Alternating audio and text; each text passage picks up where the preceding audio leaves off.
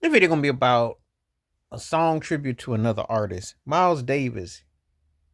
His song "He Loved Him Madly." His tribute to Duke Ellington from his 1974 album "Get On Up," and it's after Duke Ellington had transitioned. It's a trip out thing because um, all that thing with Nixon and Watergate, but music was always in the streets and the soul. Duke Ellington was beyond jazz one of the greatest artists ever. Historical and one of those artists that his music. I'll give you an example. I still remember as a boy, I was in Brooklyn. That was way before gentrification. So this was Chocolate City. Remember cats hanging on the back of the bus, not even on, it was mayhem. It was crazy. But in the streets, I don't know if it was a tribute or not, Take the A Train came blaring. And that was always like a moment where it's like the earth, the world stood still. And that song has always resonated with me. That was my first introduction to jazz. Duke Ellington was my first introduction. He had a style, a elegance, a debonair, a decorum as a band leader, as a musician, as orchestrate, and one of the baddest bands ever in any style of music, you know. And when I hear this sonic boom of energy and light, it's like a painted sculpture. And just like Duke Ellington, Miles Davis was an artist of drawings and compositions and painting too.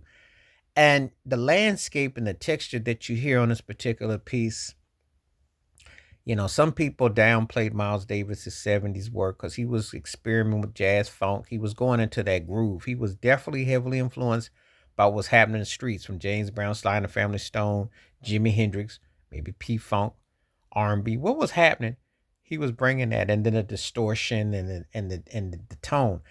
However, the musical landscape of this piece is still haunting, but like it's a Picasso painting of its own endeavors. When you can interpret a sonic boom and a landscape and then take the totality, it really gives you a painting of its own landscape. It's really uh, very honest, very sheer, and why it might not, it might be come across kind of bombastic, and it might not be linear for just the people listening. You can definitely feel where it's going. It had a definitely is a sorrow and a pain. It was definitely a void. You fast forward 20 plus years later, for some people, for how they were about Tupac or Biggie with that voicing, or you fast forward years later with Michael Jackson, Prince, Whitney Houston, and maybe Rick James, and artists that left an impact, or Barry White or Luther Vandross. When you start to miss that volume that's no longer there, you're longing for that, and that void is such a, you feel an emptiness, especially when it's artists that are dominant or artists that have left a lasting impact. What kind of how people felt with Marvin Gaye or Jackie Wilson. I can mention various. There's certain artists that you just know that like it was with John Coltrane. You go back and you feel that vulnerability. You feel that landscape. It's a change of the guard. It just is not going to be the same again. And so I think this particular piece was a very haunting but fitting tribute, and it definitely is one of those pieces that you have to listen to. It's broken up. There's the 32-minute version and the 13-minute version. I listen to the 32-minute version. I capture all the landscape, but uh, just doing about songs tribute to artist, and very fitting. Please like, subscribe, welcome thoughts, comments, and I do respond. Thank you. Wash your hands, keep your mind clear, watch out for another. Share if you like, and hit the membership. Stay safe, stay blessed, stay woke, stay free.